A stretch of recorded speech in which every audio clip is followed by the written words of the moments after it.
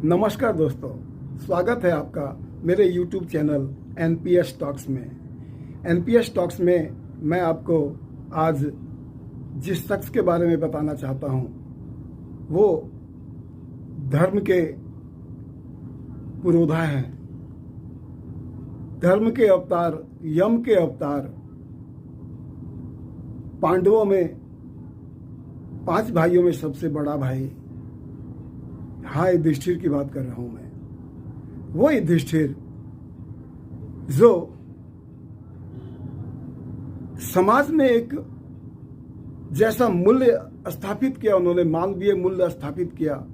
आज भी उनके कई मानवीय मूल्यों की बहुत ज़्यादा आवश्यकता है और आज भी उनके मानवीय मूल्य बहुत ही बेशकीमती है, चलन में है और उसके बगैर सामाजिक और पारिवारिक संरचना नहीं हो सकती।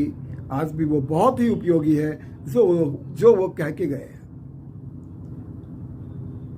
आपको मालूम होना चाहिए, जब जंगल में 5 भाई पांडव मृग का पीछा करते करते बहुत बुरी तरह से थक गए थे, सभी को बहुत ज्यादा प्यास लग गई थी, तो उन्होंने सबसे पहले सहदेव को कहा, सहदेव जाओ जल की व्यवस्था करो, हम सब बहुत प्यासे हैं। सहदेव दूर ऊंचे पेड़ पर चढ़कर देखता है, पास में एक बहुत ही सुंदर सरोवर दिखाई देती है। वो सरोवर में चला जाता है। सरोवर में वो सोचता है पहले अंजलि से मैं जल ग्रहण कर लूं, इसके बाद तुनीर में जल लेकर सभी भाइयों के लिए चला जाऊंगा। जैसे ही वो जल अंजलि में भरकर पीने की कोशिश कर रहा होता है, एक बहुत ही भयानक भविष्यवाणी होती है। एक आवाज गूंजता है, ठहर जा सहदेव, सावधान, इस सरोवर के जल को मत पीना जब तक मेरे प्रश्नों का उत्तर न दे लो। सहदेव प्यास और राजसी ठाठ के कारण अनदेखा कर देता है उनके आवाज को जो गूंज रही होती है और जल पी लेता है। जल कंठ में जाते जाते वो छटपटाकर मूर्छित हो जाता है, बेहोश होकर गिर जाता है। थोड़ी देर के बाद नकुल को भेजा जाता है। नकुल के साथ भी वही घटना घटती है। फिर अर्जुन, फिर भीम, सभी बारी बारी जाते हैं और अनदेखी करके पानी पीना चाहते हैं। सबकी वही दुर्गति होती है और सबसे अंत में युधिष्ठिर जाता है। जब युधिष्ठिर भी ऐसा करना चाहता है तो फिर भविष्यवाणी होती है। इस बार युधिष्ठिर उनके प्रश्नों का उत्तर देने को तैयार होता है।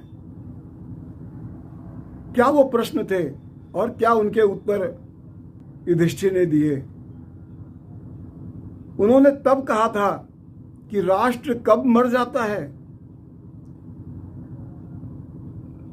उसका उत्तर युधिष्ठिर ने दिया था, राष्ट्र तब मर जाता है जब देश में अराजकता छा जाती है। देश अराजक हो जाता है, अराजक तत्वों के हाथ में चला जाता है। उसने तब कहा था कि आकाश से बड़ा कौन होता है, कहा था उन्होंने पिता होता है। आज भी वो सारे प्रश्न एक एक करके जो उन्होंने पूछे थे और जो जवाब था युधिष्ठिर का, वो आज भी प्रासंगिक है। उनका विचार देखिए। एक जगह जब दुर्योधन युधिष्ठिर और सभी पांडवों के वन में रहने और उसके यातना सहने का जीवंत आनंद लेने के लिए वन में पहुंचा, संयोग से वन के प्राणियों से उसका लड़ाई हो गया और उसके कबीलों ने उसे पकड़ लिया और पकड़कर बांध दिया, सलाखों के पीछे डाल दिया, बंदी बना लिया। जब यह समाचार युधिष्ठिर को मिला, युधिष्ठिर ने तुरंत ही भीम और अर्जुन से कहा, हे प्रिय, जाओ, छोटी मोटी बातें भाइयों में होती रहती है। ये मत भूलो कि हम कौरव समेत 105 भाई हैं। जब कोई तीसरा दुश्मन हम पे आक्रमण करता है तो हमें सबको एक हो जाना चाहिए, वरना हमारे परिवार को, हमारे कुल को समाप्त होने में, नष्ट होने में कोई देर नहीं लगेगी, कतई देर नहीं लगेगी। ये इतने उच्च विचार क्या आज प्रासंगिक नहीं है? क्या आज हम भाइयों भाइयों के झगड़े में अपना सुख चैन नहीं खोते जा रहे हैं? युधिष्ठिर की जो धर्म परायणता है, वो कभी झूठ नहीं बोलता था।